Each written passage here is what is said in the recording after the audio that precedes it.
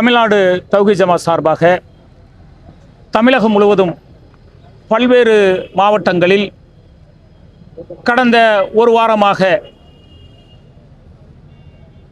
சிறிய பெண்களுக்கு எதிராக சிறாருக்கு எதிராக நடைபெறக்கூடிய பாலியல் குற்றச்சாட்டை செய்யக்கூடிய காமுகர்களுக்கு கடுமையான தண்டனை வழங்க வேண்டும் என வலியுறுத்தியும், இதுபோன்ற குற்ற செயல்களில் ஈடுபடக்கூடியவர்களுக்கு மரண தண்டனை வழங்கப்பட வேண்டும். அந்த மரண தண்டனை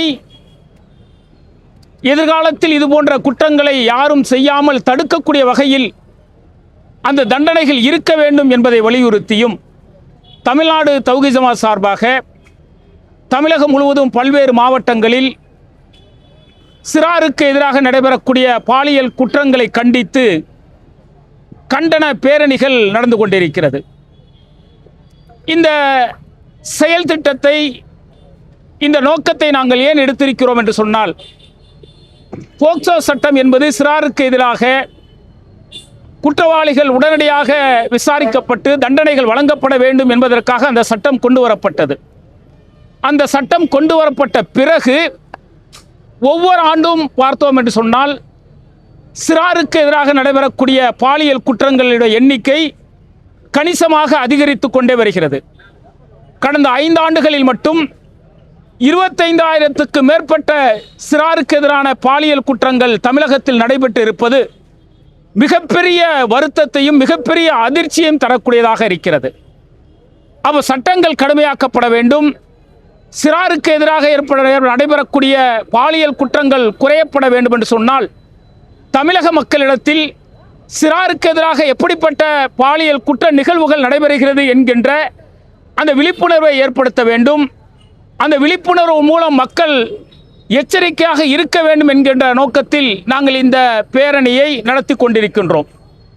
தமிழக முதல்வராக விஜய் பொறுப்பேற்ற பிறகு சிங்கப்பெண் என்கின்ற ஒரு திட்டத்தை தொடங்கினார். அதனுடைய நோக்கமே பெண்களின் பாதுகாப்பு தான். ஆனால் இன்றைக்கு தமிழக முதல்வர் இரட்டை வேடம் போடுகிறாரோ என்கின்ற ஒரு சந்தேகம் எங்களுக்கு எழுகிறது.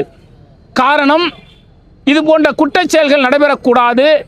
சிறாருக்கு எதிராக குற்றம் செய்யக்கூடியவர்கள் உடனடியாக தண்டிக்கப்பட வேண்டும், மரண தண்டனை வழங்கப்பட வேண்டும், ஆயுள் தண்டனை வழங்கப்பட வேண்டும் என்பதை வலியுறுத்தி விழிப்புணர்வு பேரணிகளை நாங்கள் நடத்தி கொண்டிருக்கக்கூடிய இந்த தருணத்தில் தமிழகத்தில் பல்வேறு மாவட்டங்களில் இந்த பேரணிக்கு தமிழக அரசு தடை விதித்திருக்கிறது.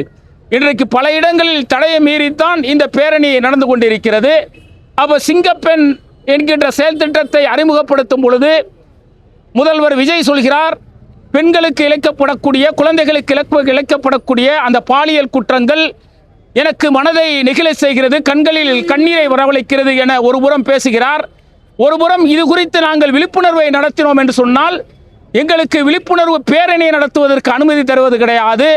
ஏதாவது ஒரு மூத்திர சந்தில் போய் அப்படி பேரணி நடத்துக்குங்க, மக்கள் இல்லாத இடத்துல கூடி நீங்கள் அந்த இடத்துல ஒரு 10 நிமிஷம் பேசிட்டு போங்க அப்படின்னு சொல்லி இன்றைக்கு காவல்துறை இன்றைக்கு எங்களை மிக கடுமையான நெருக்கடிக்கு உள்ளாக்கி இருக்கிறார்கள்.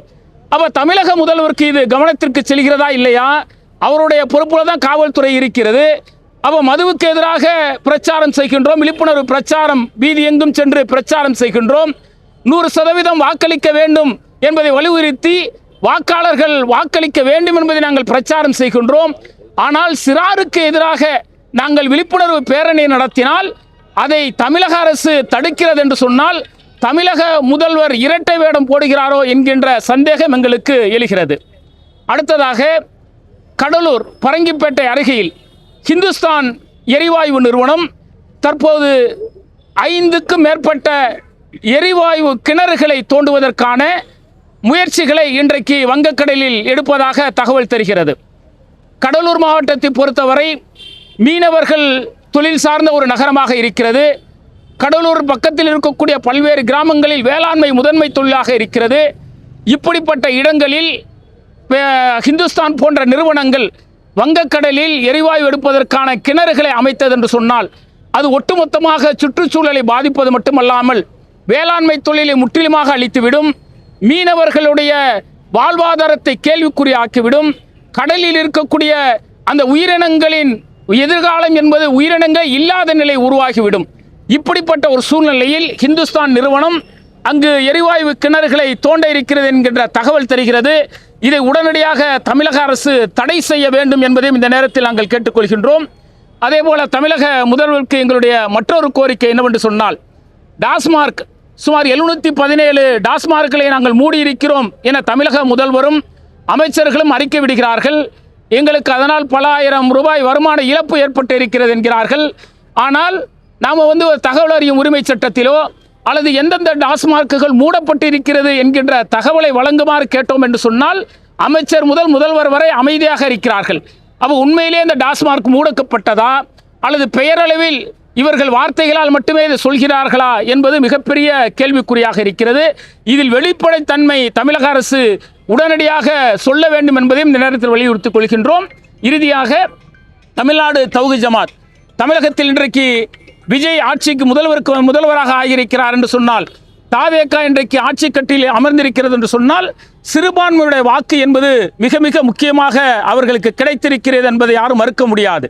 அப்போ சிறுபான்மையினர்கள் இன்றைக்கு அவர்களுக்கு வாக்களித்திருக்கிறார்கள் என்றால் அவர்களுடைய வாழ்வாதார பிரச்சனையாக இருக்கக்கூடிய அந்த இடஒதுக்கீடு பிரச்சனையில் தமிழக முதல்வர் கவனம் செலுத்துவார். ஏற்கனவே எங்களுக்கு இருக்கக்கூடிய அந்த 3.5% இடஒதுக்கீடு என்பது போதுமானதாக இல்லை. அதை உயர்த்தி உடனடியாக வழங்கக்கூடிய ஆவணங்களை தமிழக முதல்வர் எடுக்க வேண்டும்.